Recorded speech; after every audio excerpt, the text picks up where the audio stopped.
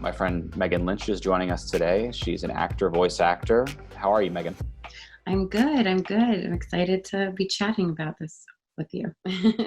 Great. So, why don't we start a bit about the way your community as an actor and a voice actor has sort of changed and evolved during this period of time? Sure.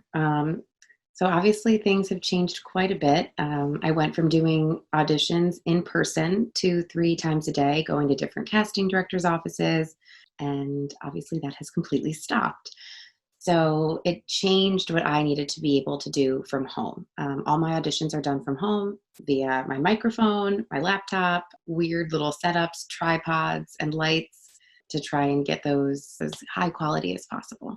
I already had the mic and the pop screen, but I got kind of like a dongle and new charging things. I feel a little bit more high tech because in order to do an audition and edit, actually, that's a really good other thing that I have. I've learned how to edit a lot better than I did before this. So that's a new skill, thanks to, I guess, this time, a positive, if you will. I know you probably can't get like too specific, but what are the kind of like things you're auditioning for? Have they changed at all during like the current climate? How has that sort of evolved, or some of the things you're reading? The tone has definitely changed. I'm noticing a similar vibe with a lot of the auditions. I mean, it's still a lot of the same products, right? Like, workout type stuff, food products, fast food, coffee spots, businesses, a lot of hospitals and medical auditions.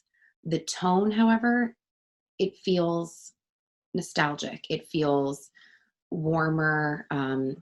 It feels reflective. It feels a lot of like, we can do this vibes, a lot of together. So Separate but together. Or, separate but together. We know it's strange now. Also, like a lot of jokes about like, things are different. Yoga on the top. Oh no, what is it? It was like business on top, yoga bottoms. Like very like I'm a cool mom, but also you also have to be the teacher. A lot of like we're all wearing a lot of different hats. yeah, no, Kind it of makes sense. energy. So that's kind of what it feels like. Is that a challenge to kind of balance something that should feel kind of emotionally impactful with also, I mean, I think this is always a balance with branding and advertising, is like balancing emotional impact with like selling something, but is that more of a challenge with kind of how far apart they sort of feel in a way? Oh yeah, I think actually I've already heard one of the spots that I auditioned for on TV, and I was like, oh, she was great. But it's weird because if you ever read like the breakdown of what they're looking for in a spot, sometimes it sounds very contradictory, right? They're saying, we want you to be poignant and emotional and nostalgic, but don't get too sad and don't get too this. And you still want to keep that positive energy going, but at the same time, a fine balance with the awareness of what's going on. So I've had to listen back and say, okay, I sound very depressed and a little grim. No one's going to want to buy this. We're trying to look to the future. So definitely adding that into it. Is it the similar for live action auditions as well? Are you self-recording all those as well, or is that a different approach? That's going to be a lot of smoke and mirrors because it's visual, right? So it's going to be me finding like a really clean background, good lighting, sound that makes sense. Or I probably wouldn't get to use my great mic. I should probably buy a lav mic. I have not yet. So you want a good sound tripod setup, Ryan. I don't have a great camera. Like there's all these things that I need to get. I want to get a DSLR. I want to get a better setup. Oh wait, I'm gonna grab one Yeah, thing. yeah, of course. Hold on. Oh, I'm literally right here. Okay.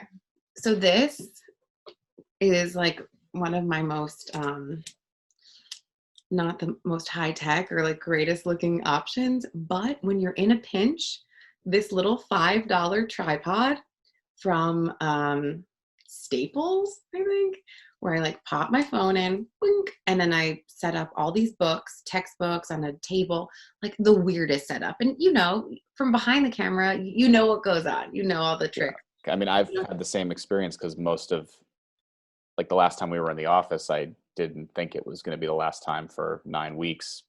going on 9 weeks. So like, I don't have I'm using, this is like my mic right now is just Yeah. this, but, My parents literally think that I am Martin Scorsese with this thing, but it is not that great.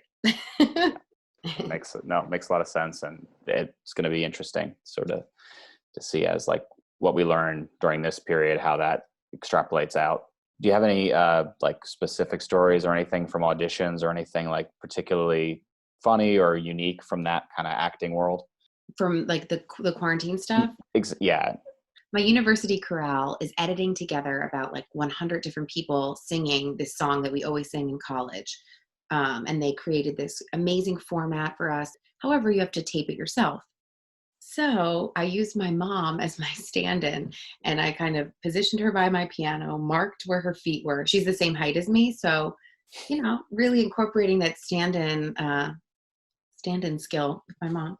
She's been my camera woman. She's read lines with me for auditions. So a lot of incorporating the family. And then I guess, of course, other weird things include parents in the background, weird noises, telling everyone, stop, stop. And I swear, the moment I tell people in my house, guys, I have to record something. Can you just be quiet for 10 minutes? All of a sudden, those 10 minutes are the time that everyone needs to make some tea, go outside, wash their hands, slice a cucumber. Why is this happening right now? So, fun. Great. Very fun. And then I don't know how this happens, Ryan. I will get an audition at 3:00 and it's due the next morning. Why is it that it's 2 a.m. and I find myself still editing or still recording or deciding this is a great time to start doing this? So there's a lot of that, because I guess this means even when you have more time, which I don't know if we do, you still might wait to the last minute. I don't know what that says. I work better under pressure. I don't know. A lot of people went into this, and I'm included, of like thinking that, well, if we're home all the time, suddenly I'm going to accomplish a million things, and like my work ethic is going to be totally different. And I feel like there's some truth to that. And like, I think, we do have more time at home, but you also, I think you still kind of are wired to work a certain way to some extent. And not all of that is going to disappear. That's a really good point. Yeah. You're not going to just change because the circumstances change. You're still you. And if you're a late night submitter, you're a late night submitter. But maybe that's what it took to get it there, Yeah.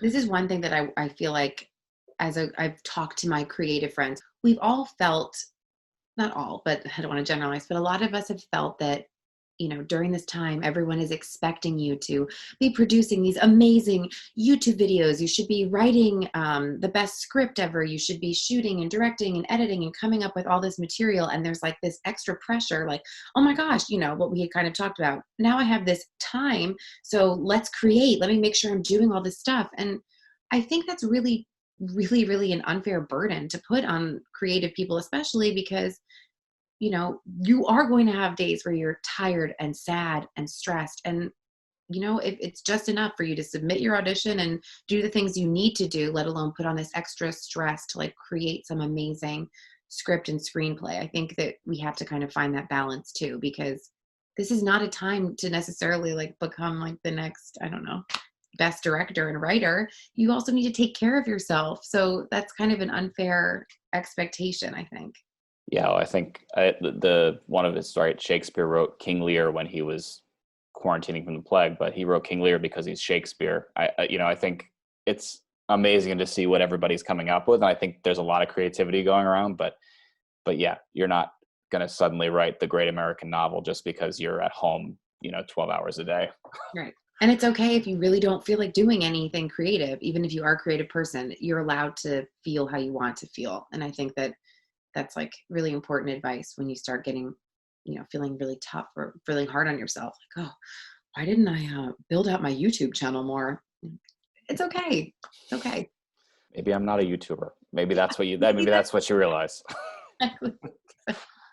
Thank you. That was great. I really appreciate that. That was great talking. And this was my first time, so I'm sort of like, I think we're figuring out what this thing is, but I really enjoyed talking to you, and I think it was really enlightening to hear, your perspective. oh my gosh, I loved hearing your perspective. I loved this. And it does make you think about, I don't know, everything you said. And now I'm like, oh yeah, that it just feel very Yeah, alive. I know. I feel like I'm thinking about things differently. It's great.